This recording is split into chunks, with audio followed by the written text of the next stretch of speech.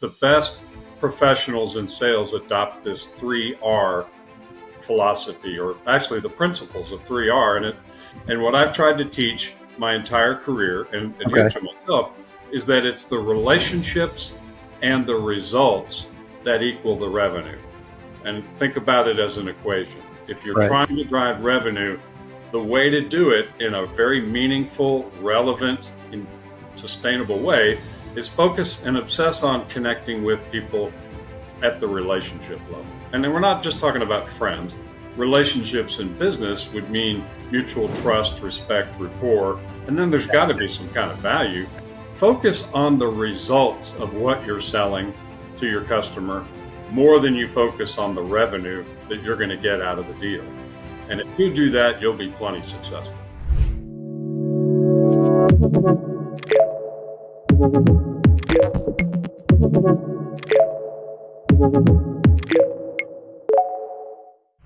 All right. Hey, welcome to the Future of Selling podcast. My name is Rick Smith. I'm the Chief Customer Officer at Concur.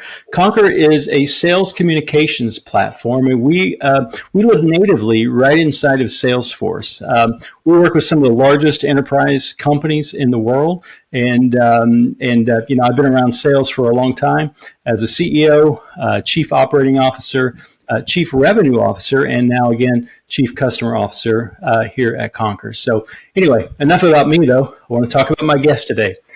Today, our guest is Andy Smith, right? So Andy is the SVP of Sales at TalkMeUp, and TalkMeUp is we're going to learn more about that today. But it's an AI-powered platform designed to help sellers and organizations. These are my words. Achieve best-in-class communication skills. So it's really pretty cool. I was looking at it. I've known Andy for a while, and we've talked about his company before. So really glad to have him on.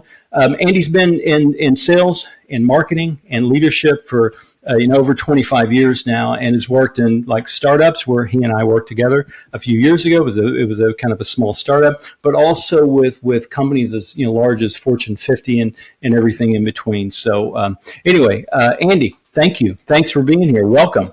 Well, thank you, Rick, very, very much. I appreciate it.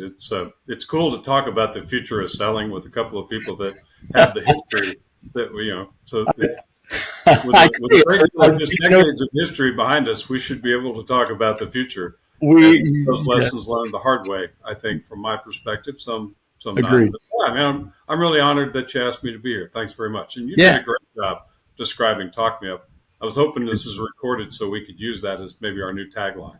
Yes, you absolutely can. So, well, good, man. Well, thank you for being here. I really am looking forward to talking about it. I mean, AI is the future, and so what you guys are doing to me is really exciting. So I want to dig into that, but I also want to start with some fun facts. I always like to start every podcast with a few fun facts. Is that okay?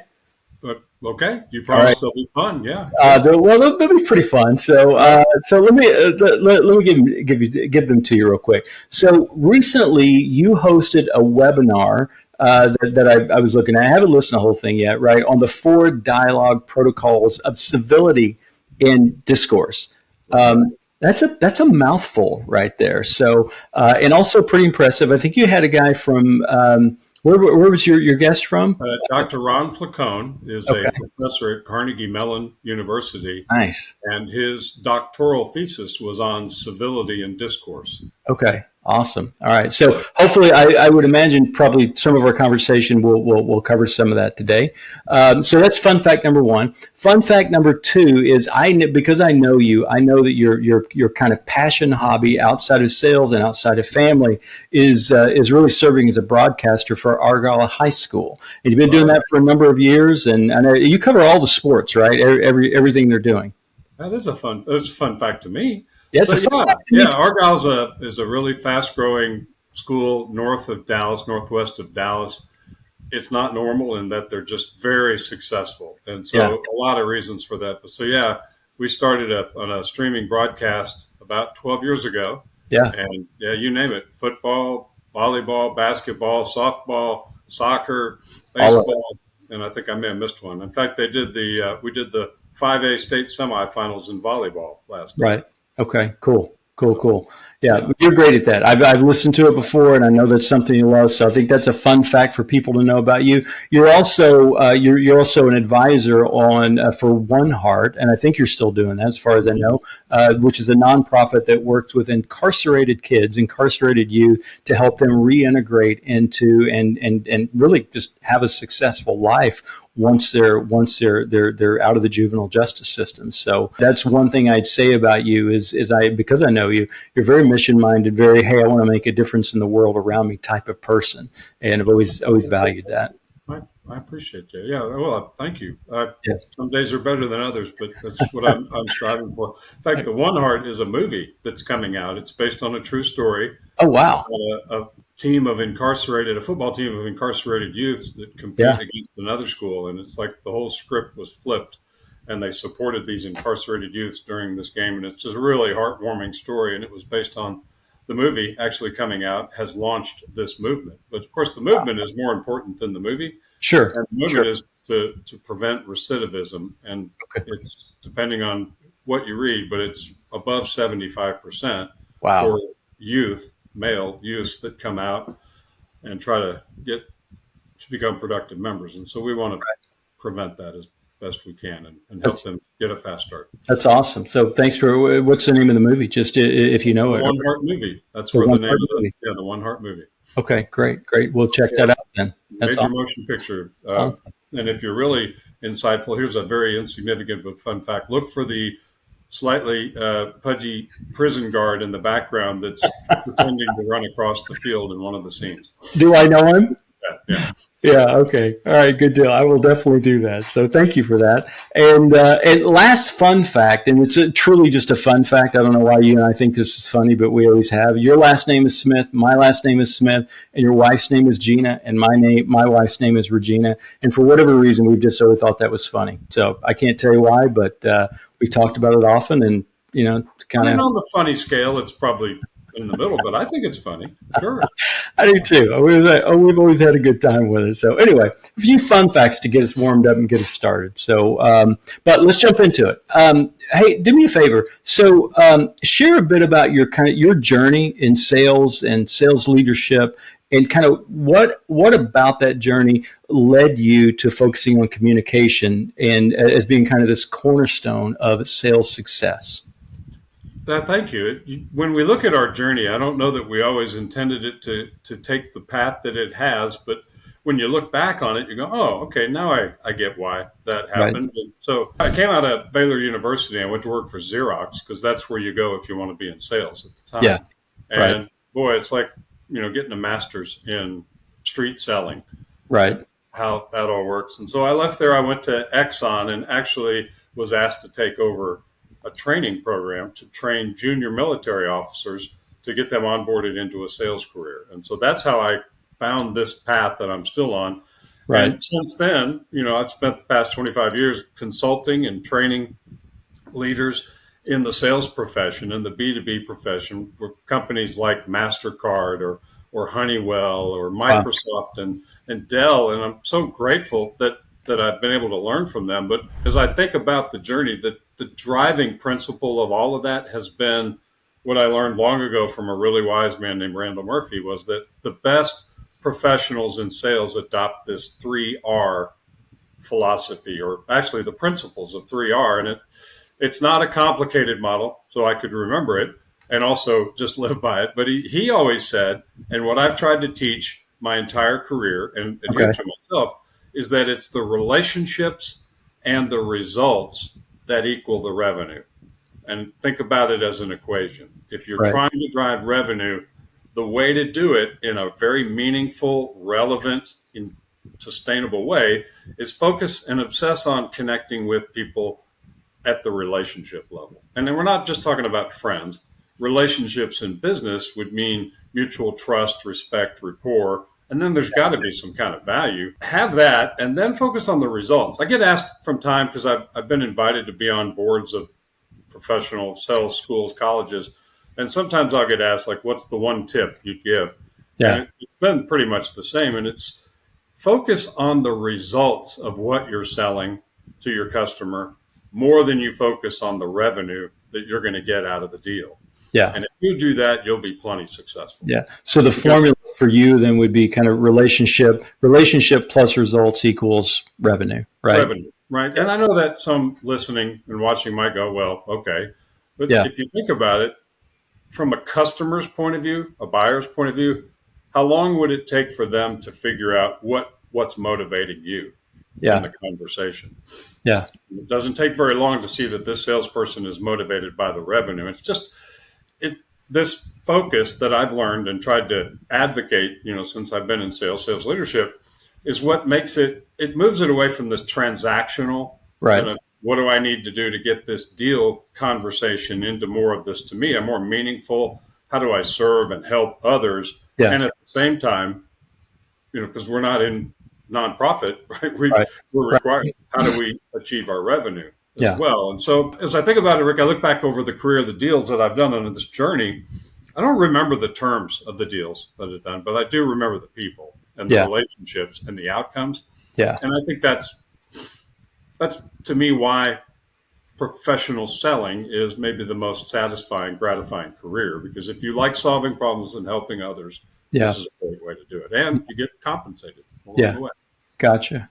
Your model kind of reminds me a bit of and you and I may have talked about this at one point, but the trust equation, and the trust equation is high reliability, high credibility, high intimacy, and low self-interest, right? So it's not all about me. In other words, I'm not always seeking the revenue, right? I'm trying to, so anyway, so great model. I love it. Right. I think that's exactly right. And there are some in sales that it's transactional to them and it's maybe more self-serving, and that's just not what I've aspired to do. Yeah. So others they might define that differently, but that's, I've just felt that those 3 R's have really served me well. Well, and then when you tie that back into kind of your focus now, right, communications, I mean, it's in really kind of best in class communications.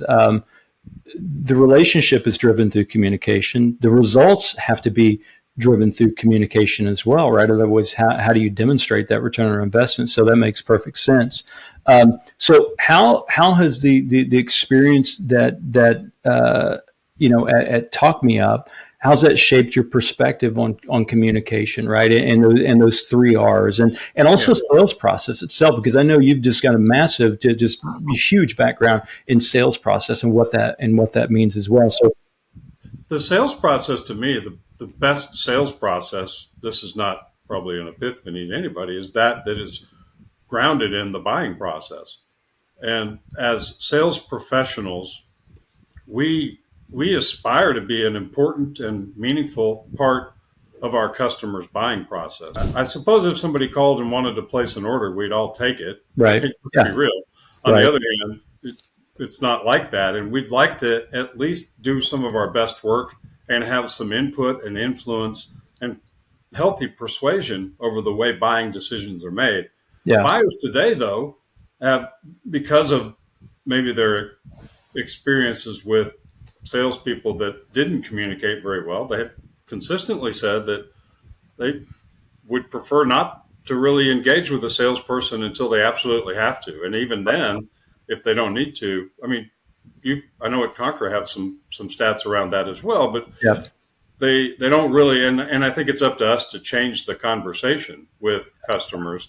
And so that's what communication is about. It's about creating meaningful dialogue, insightful and healthy persuasion around it, so that customers go, well, that was worth it to me. Yeah. I wasn't just asked a bunch of questions that didn't seem to have much to do with me, or I don't really understand how this helped me. I mean, because buyers consistently have said is picking a supplier is not the hard part of the buying process.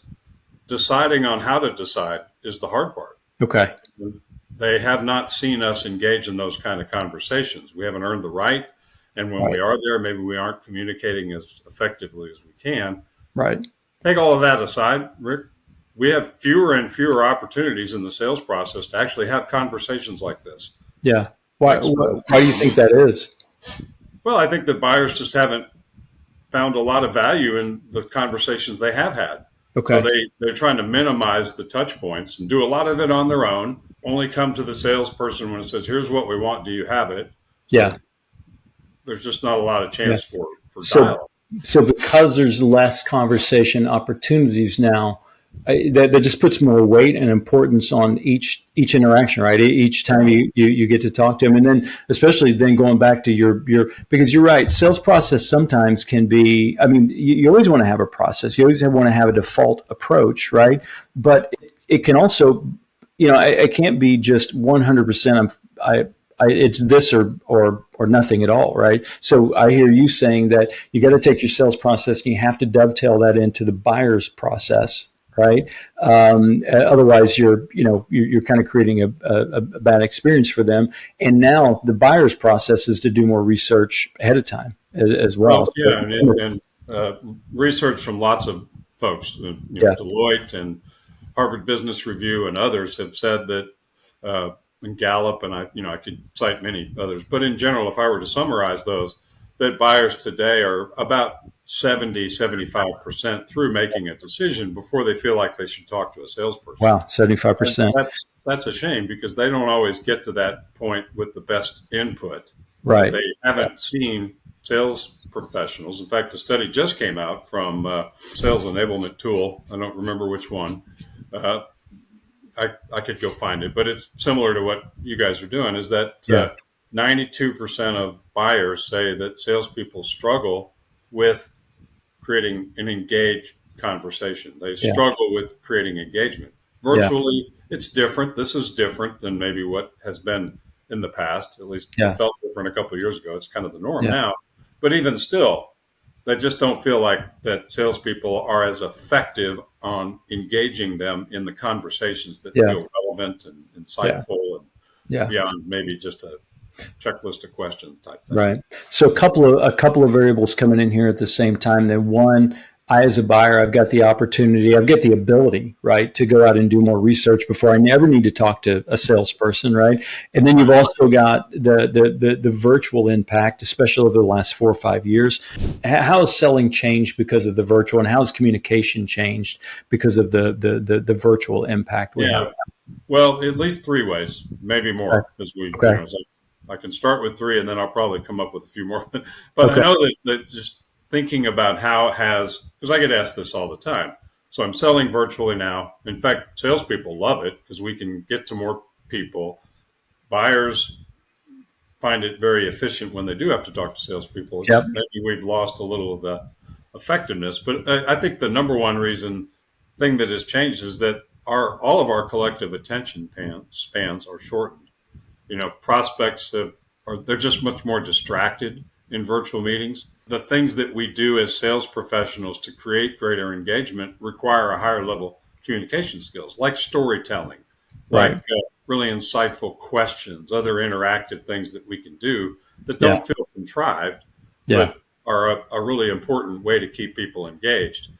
I think the second thing is that we haven't. It's an opportunity, but maybe you didn't really ask what's the challenge. But the change has been people are getting more comfortable with sort of asynchronous communication. Not sort of, Okay. it is asynchronous communication. So we have a chance to communicate in lots of different ways now, virtually, that buyers often find relevant. And I'm thinking about pre-recorded videos or Right. other ways that you could add some personalization to your message. Yeah.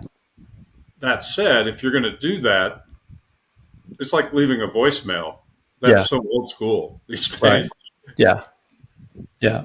And sometimes we don't even really think about what we're saying. How many times have you listened to a voicemail that it took a while to get to the point, and by that time, I find that myself and I think our customers probably have stopped listening if we don't have a really clear, concise, Yeah. articulated message. Yeah. Yeah. Despite what I just said, be articulate. Yeah. So, Are you articulate if you can't say it? yeah, yeah, So, so that really kind of brings us back. So those changes, along with the other things we've talked about, that kind of brings us back then to Talk Me Up, right? And the focus on communication, the focus on creating best in class communication. So how does Talk Me Up specifically help sales professionals improve their sales communication? Given all these barriers, these changes, these things that have to be dealt with, how does Talk Me Up help with that? So Talk Me Up was created as a communication skills coach. So our founder out of Carnegie Mellon University when she was in the doctoral program at Carnegie Mellon, her and her fellow students in that program said the most value that they got out of being there wasn't the knowledge they gained, it was the coaching that they got from one another. Okay. And in particular, Warren Buffett says that communication skills, just improving that will add 50% value to your career. So if you plan on making, say, $1 million, you can make $500,000 more by Right. getting good at communication. So they all bought into that, which I think a lot of us would agree. Yeah. It's just hard to get coaching. Coaching around your communication is real labor intensive. And so it requires someone to be available to coach you. It requires that coach knows what good looks like and Yeah. has the knowledge and the skill set to give you that kind of feedback. And then it also has to be something that can happen when you need it. Because Right. So Talk Me Up was created to do those things. It's on demand, that you can practice very specific short elements of your sales communication. Let's say you're going to have a call here later on today. Okay. And you're going to get asked the question, so tell me about yourself, or tell me about your company, or whatever. Wouldn't you like to have practiced that? Yeah. So Talk Me Up allows you to practice it, record it, and get individual personalized feedback. The artificial intelligence will analyze your communication over 10 factors and categorized into verbal, vocal, and visual, Right. and give you very specific feedback and an evaluation. Here's what you did great and why. Here's what you did okay. Here's what you could do to be great. And if you were below the line or need to improve, here's why and what to do. That's really tough to get on demand. And Right. so Talk Me Up stepped into that, and that's what we do. So you get real-time, objective, supportive feedback. The other thing I would say, and assuming that a lot of people listening to this or watching are probably experienced sales professionals, we all have blind spots. Yeah. And by definition, we don't, nobody really knows what their blind spots are because they can't see them. They're blind spots. And so Talk Me Up will listen, and it's not, there's no bias in it. There's no emotion in it. It just looks at it and says, based on the large language model that we use, here's how you came across. Yeah. Oh, by the way, did you know that you use the word awesome a lot? Right. In this 20-second video, you used it 7 times. Yeah. Good job. Yeah. Maybe use it less. So it gives you that kind of feedback, blind spots. It's kind of cool. You mentioned something there. We did a survey a while back. It was a LinkedIn survey, right? But just on on what we were calling coaching challenges or coaching killers. And the first coaching challenge or first coaching killer was just finding the time, managers finding the time to coach. I mean, that was the big one, right? It was like 60% or something. The one though that you mentioned that I didn't anticipate being rated so highly was coaching bias. And it goes back to your question that I learned from you. What does good look like, right? And making sure that there's a strong benchmark to comparison for, but also that you're not, as a coach, I'm not coming into this with, I had a bad night's sleep last night, or I don't know, I'm overscheduled today. So maybe I'm a little shorter of attention, shorter of temperament, whatever it may be. So I'll walk into that with bias, but I didn't expect that to be rated so highly, but it really was. I mean, that's a coaching challenge, coaching killer. I think we can relate to that. Yeah. I have a way that I think works. Maybe you have a way that works differently. And I don't think bias is intentional. It's that unintentional bias that can come in. And so if you had a way to take that out of the equation, not to replace the coach, but just to take that out. Yeah. I mean, coaches like Talk Me Up because it gives them a place to start to make it less time consuming. There are lots of tools that would analyze conversations. Sure. Talk Me Up is different than it looks at the actual behaviors. Right. What was your empathy? What was your pace? Your enthusiasm? Which is difficult to do without a model, like you said, without a model, it could introduce bias. It's also time consuming. You don't have to, this is just a way to eliminate the need to have to personally listen to those and try to catch up to those moments. Yeah, gotcha. So if I were using Coach Me or Talk Me Up, starts to Coach Me Up. If I were using Talk Me Up, and I'm a seller, right? I'm an individual contributor on a sales team, so it would serve my needs in that I can 30 minutes or an hour before the call, I can actually pitch and practice, right, and see what feedback it gives me. I'm assuming there's also a manager's point of view. I don't know if that's the case, but is there a manager's point of view? So if you're my leader, is there a point of view for you to be able to use Talk Me Up as well, or is it designed Yeah, simply for the individual contributor? it's both. It's for the end of, so you could pop on and just record yourself and get that feedback. You could also actually, let's say you're using it for a Teams or a Zoom, or it doesn't Right. even matter, but it's being recorded.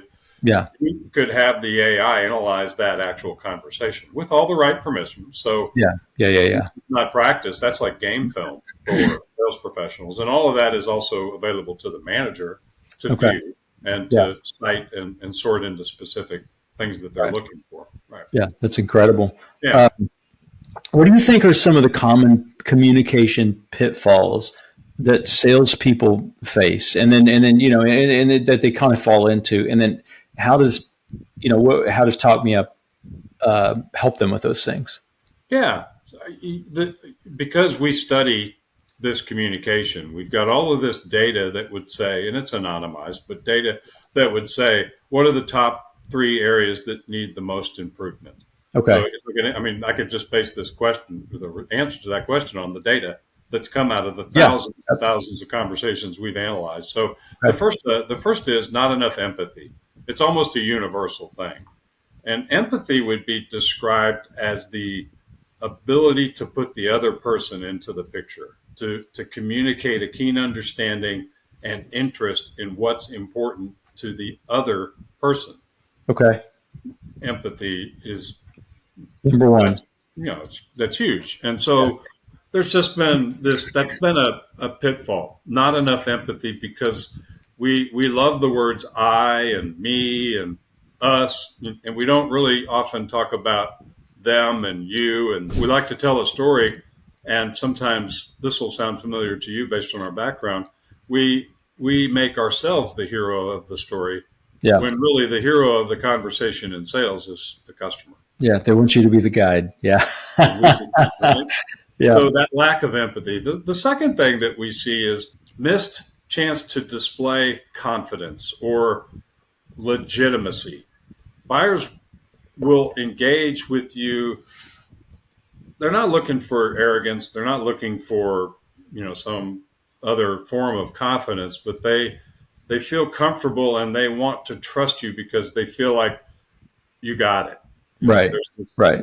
legitimacy to them. And I think we undermine that because we speak too fast. We use a lot of filler words, or we sound sort of monotone, or our facial expressions don't really line up with what you're saying. So there's right. not a trust me, follow me, and at the same time I'm like or whatever I could be doing to do that. So and we don't see that. I think that in that lack of confidence, what's the root cause of talking too fast, or using a lot of ums or uhs or likes, or not displaying the appropriate amount of it? Well, it tends to be somewhat of a lack of preparation. Yeah. Okay. That's hard because you got a lot of people you talk to, and customers today want every conversation to be personalized. Yeah. And so that not conveying that confidence. And I think the third one was sort of interesting to see, is that we are persuasive or influential in a sales conversation because we have a quantitative argument to make, or we have a third party expert story, or we have testimonies or case studies. All of those things influence the way or how customers see us as being helpful and persuasive. There tends to be lately a over reliance on the quantitative side.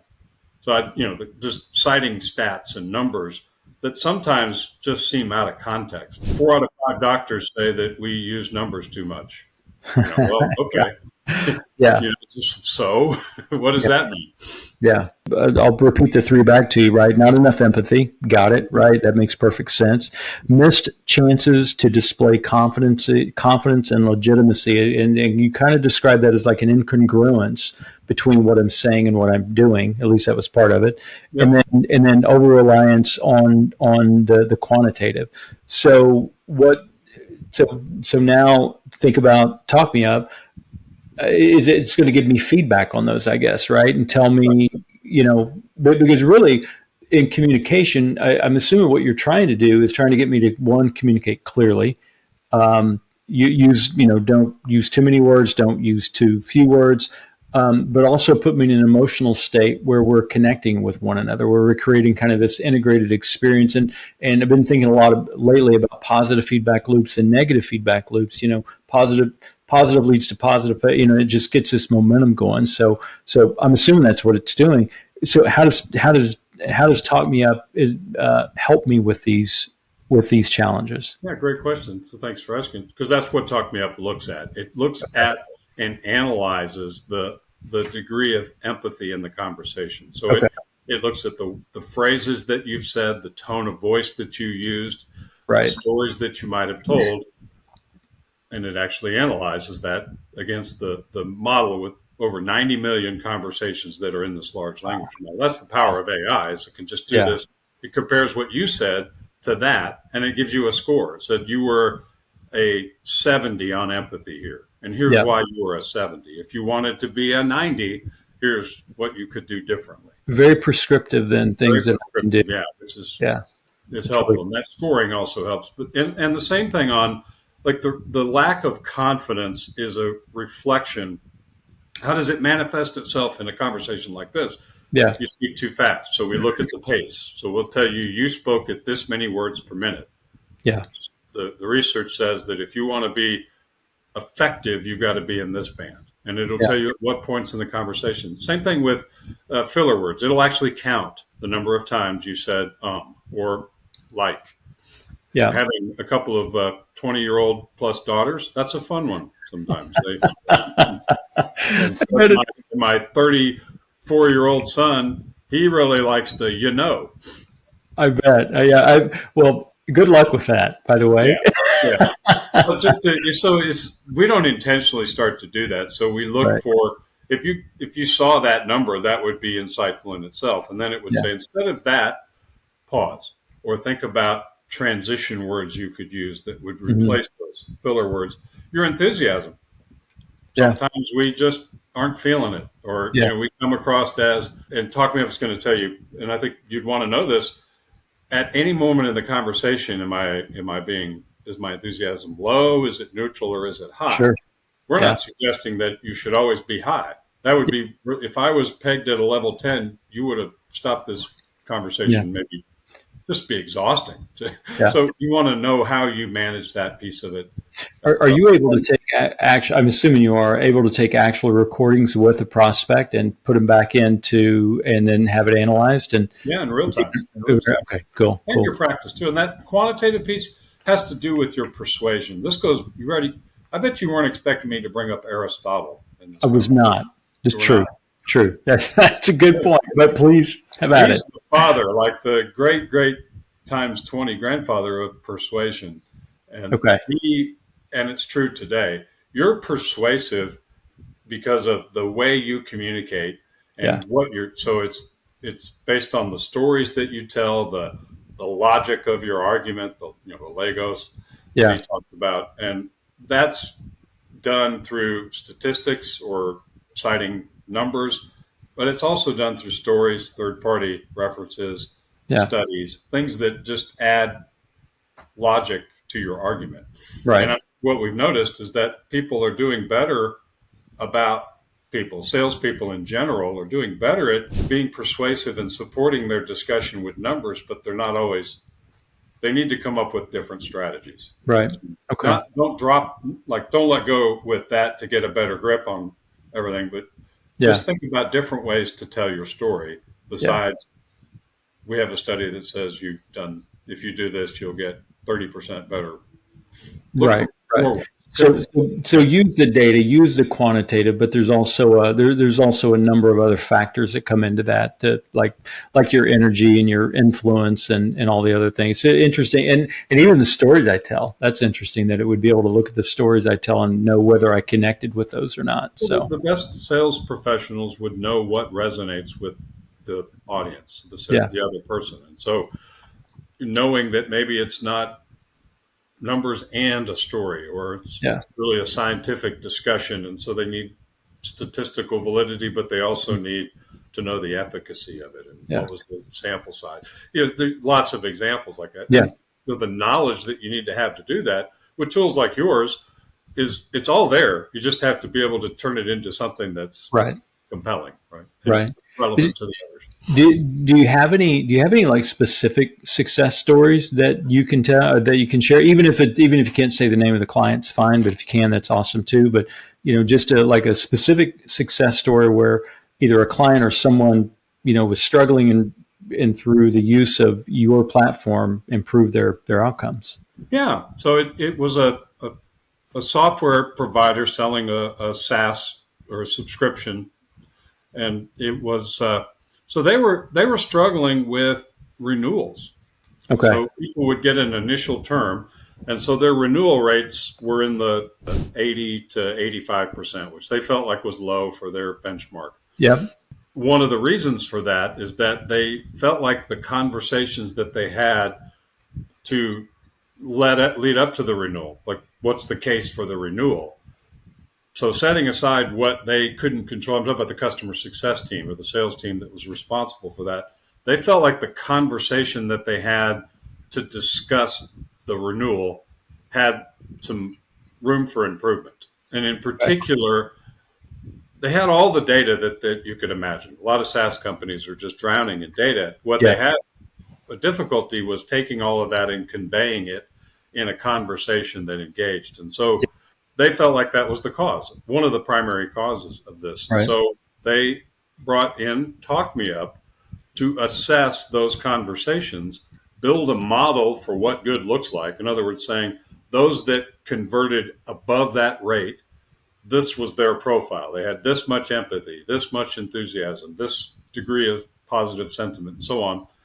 That was cool. But then actually using it, they saw their renewal rates go up above 90%, like at about 92%, which was a Wow. significant improvement in the space. Sure. And we had enough data to say those that improved the most on their communication skills and got the same amount of support in the coaching, the effect of that was their renewal rates were better. So we had a real strong body of evidence. I suppose Right. if you wanted to take it to a court and say like an ironclad proof, you might say, well, maybe other variables. But we had a lot of really credible evidence that says Yeah. if you get better at these skills and use this tool, you will see higher renewal rates. Yeah. Okay. I mean, we also looked at levels of improvement. So those that learned how to communicate in real time using a tool that gave them feedback where they could practice, just like we've talking about, Right. they were at a proficiency level 35% higher than those that just got the traditional kinds of training, communication skills training, or, here's a presentation skills course, which makes sense. I mean, if you just, because the way we all learn is we got to maybe learn it, but then we got to go do it. And we're really going to learn it by practicing and doing it, that kind of iterative loop. Talking up just facilitated. So that's one story that we have that we're real proud of. That's incredible. So they moved from 80 or mid 80s, I guess, to 92% gross retention, which is incredible. You'd like to be up over 100%, I think. I never really understood how that. You're a customer success expert. But like our renewal rate was 114%, and I didn't major in math, but I'm like, I don't know how that works, but I'm sure there's some logic. Never mind. We don't need to get into that. Well, they were really happy, and I think it sort of proved the obvious. The better those conversations, the better they were able to influence those renewal rates. Yeah, that makes perfect sense. So what do you see? I mean, you're AI technology based, obviously. How do you see AI and technology just continuing to push this, communication and coaching on communication? How do you see it moving that forward over the next year, 2 years? I mean, because everything I'm seeing is that people are still discovering, companies are still discovering how they're going to leverage, AI in the market. So what do you see? How's it going to keep pushing this forward? I think we're going to see continuing to push this efficient preparation piece. We know, and we've been shown time and again that not being prepared being prepared is table stakes. It used to differentiate you years ago. You could just, like, I've actually prepared. Well, now if you're not, you're behind already.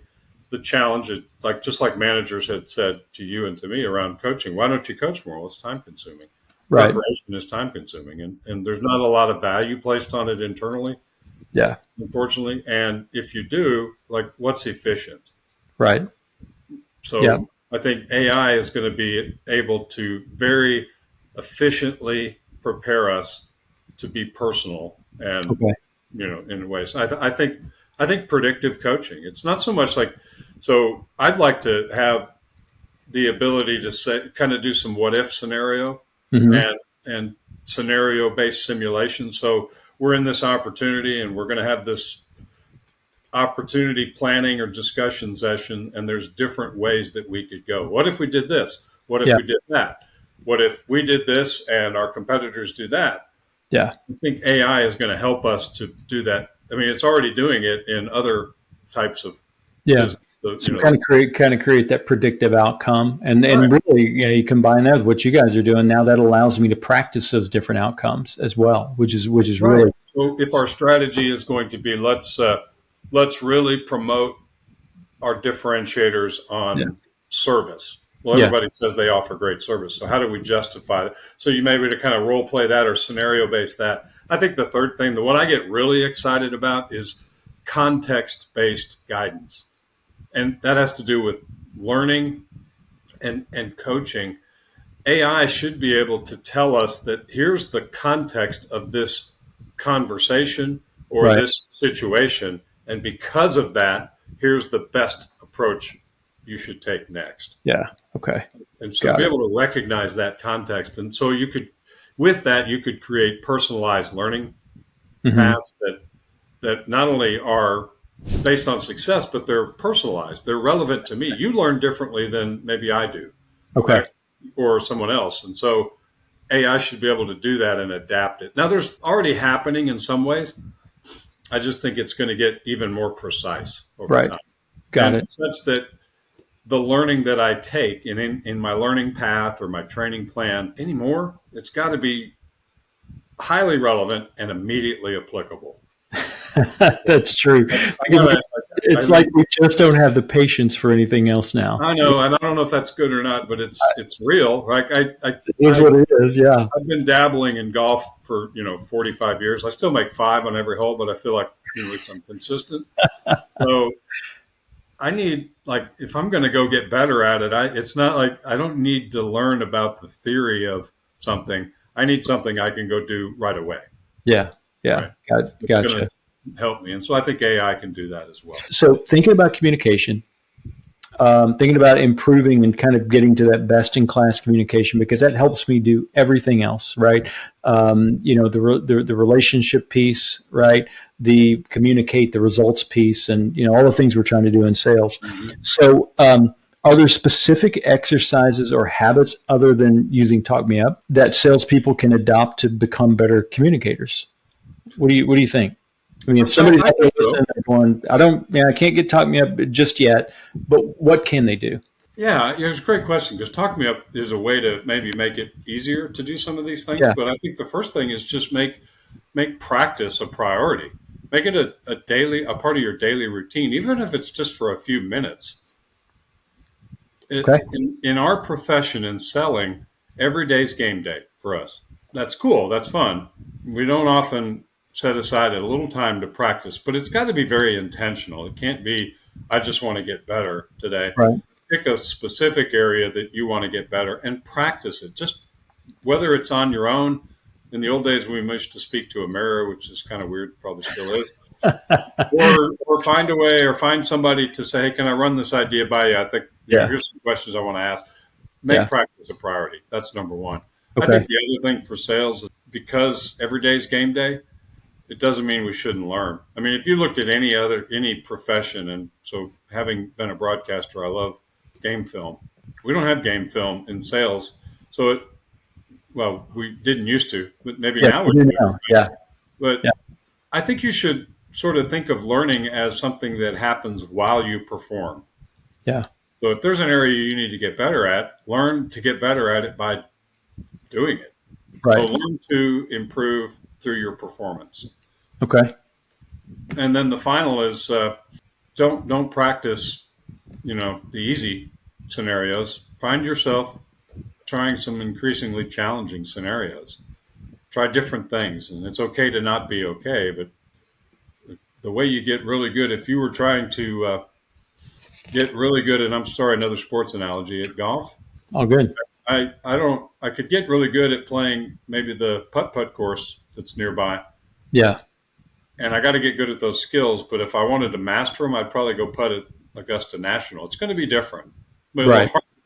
Yeah. So put Yeah. yourselves in situations where you can practice. And Put yourself in situations where it's uncomfortable, right? Don't always look for the easy game. So, make practice a priority. To me, this is like I've been really stuck on the word lately, intentional, and how I can do more of that, right? Not just haphazard. I stumbled upon whatever, but how do I intentionally? What are some if I restated that? What are intentional exercises and practices I could use to get better? You would say make practice a priority, continuous learning through performance, and then don't just practice the easy stuff, right? Challenge yourself, put yourself in uncomfortable situations, and learn from that. So that's what the masters do, and you're a great example of that, and all the things that you've talked and written about in terms of mountain climbing and other things that you do. Yeah, thank you. I appreciate that. Thanks for following close. I live in Oklahoma now, and I could go climb the hill that's over there. And there's some good things to climb in Oklahoma. Yeah, Come on. But if I really want to get good at it, I probably ought to go west to Colorado and try some of those. So, probably. Right. Yes, that's true. Okay, good deal. So let's kind of talk about some takeaways. I always like to end the podcast with 2, 3, 4 takeaways. I've got a couple of things written down but let's do it together. The first one to me, I thought was really the 3 R's philosophy around. So if I want to be an effective salesperson, I want to be good at what I'm doing. First takeaway: focus on relationship, right? Focus on results. Don't focus on the revenue because that follows the relationship building and the results. Is that a good takeaway? I love that. If that could be a takeaway that people get, I would be very meaningful to me because that changes the way you talk and communicate with others. Okay, got it. Okay, that's a good takeaway. What's another one, Andy? What's another good takeaway for you? I think we all have blind spots. Discover your communication skill blind spots. Most of us are in this profession because we feel like we're okay at communicating. Yeah. And we don't know what our blind spots are. So find out what those are. Okay, got it. So find out what your blind spots are. Number 2. I've got one queued up for number 3, but I'm going to see what you've got. Anything else?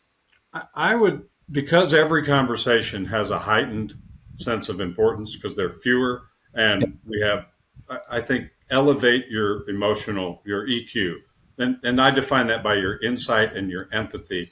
Yeah. Treat every conversation with that level of importance that you really want to differentiate on the quality of the conversation.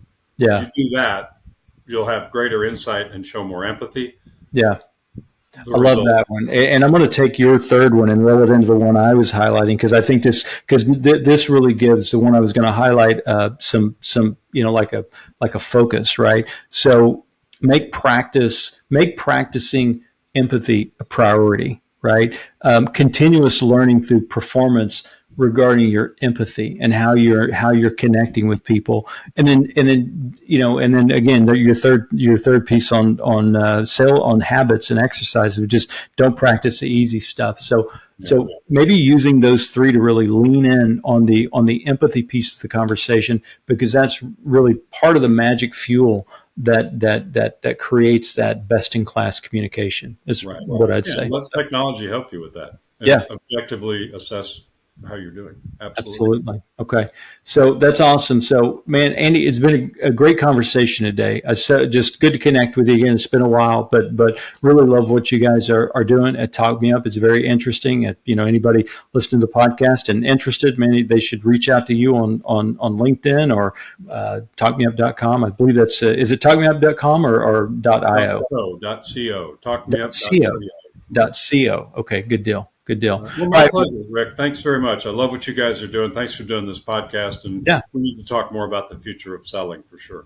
Absolutely. All right. Thank you, sir. Have a good rest of the day. All right. Bye-bye.